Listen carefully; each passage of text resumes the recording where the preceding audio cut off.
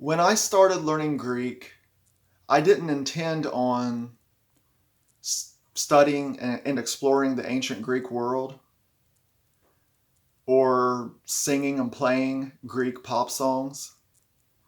I simply wanted to study the New Testament of the Bible in its original language. So, how did this happen? Let me start at the beginning. When I was younger, I was really curious about what the Bible would actually say in its original languages. So I figured I would start at the beginning with Genesis, and I started learning some Hebrew, enough to look up some words. And I was astonished at what I found. So I figured, well, let's learn some Greek, and that way I can study the New Testament. And with Greek, want to I didn't just want to learn enough to look up words. I actually wanted to be able to parse the vocabulary or parse the grammar to learn some vocabulary and basically learn the language. So, after I learned a significant amount of Kini Greek or Kini Eleniki or just Kini, the Greek of the New Testament, I was able to start taking different English Bibles and comparing them with the Greek originals. And I remember thinking, I like this translation, it's not bad. Or this English translation, I don't like it at all. And to give you an example of the Greek original, we have John 1:1.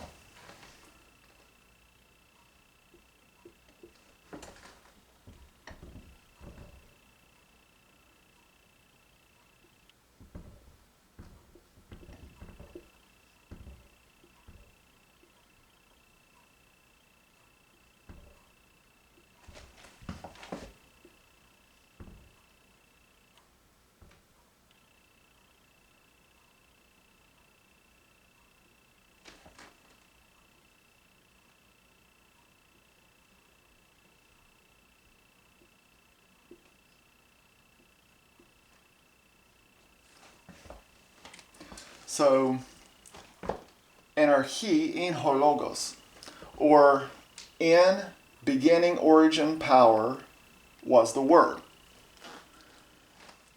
So, after all this, I also started taking the different Greek New Testament texts and comparing them with each other. Some of these texts were quite old. And I did find differences among the Greek texts. I also learned that I could bridge between the New Testament and the Old Testament by using the Septuagint translation of the Old Testament. The Septuagint translation is the Greek translation of the Hebrew Old Testament. And this was made probably over 2,000 years ago. And it would allow me to look at New Testament Greek words, see how what Greek word was used for the Hebrew word in the Septuagint. So it will bridge the two. And that was really cool. I also had a realization that learning Koine Greek, it actually opened up the entire Greco-Roman world, the texts of the entire Greco-Roman world, with classical Latin texts being the exception, of course.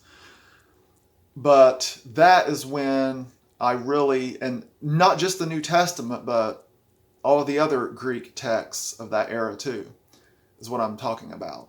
So that's when I really gained a great respect and reverence for this language. So, being the musician that I am, I thought to myself, is there any Greek music? And after going through this whole process, I realized there are millions of people today that speak modern Greek. Nea Ellinika, or just Ellinika. And they have some really cool music. So I grabbed the guitar, got some lyrics, and tried singing some of these Greek songs. And it was interesting. And I really enjoyed doing it. And now it's quite common for me to sit around and when I'm playing the guitar, just sit around and sing a few Greek songs while I'm singing the English songs that I like to do. Greek is it is the first language that I've tried to learn for real. And looking back on my journey with Greek, it has been one of the more interesting things I have done in my life. It has even helped me pronounce English better. There were certain English words that, when I really thought about how I was pronouncing them, which learning Greek was getting me into that mode where I would think about that, then I just had the realization that I've got to change that. I've got to fix that, the way I pronounce certain words in English. So learning Greek is helping me pronounce English better and sing English better. English songs. Very fascinating.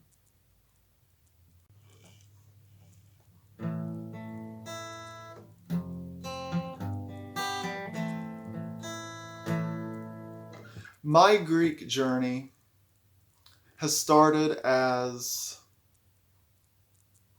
something to help me understand the New Testament. But now it has become something that I genuinely enjoy using, from reading to singing and much more.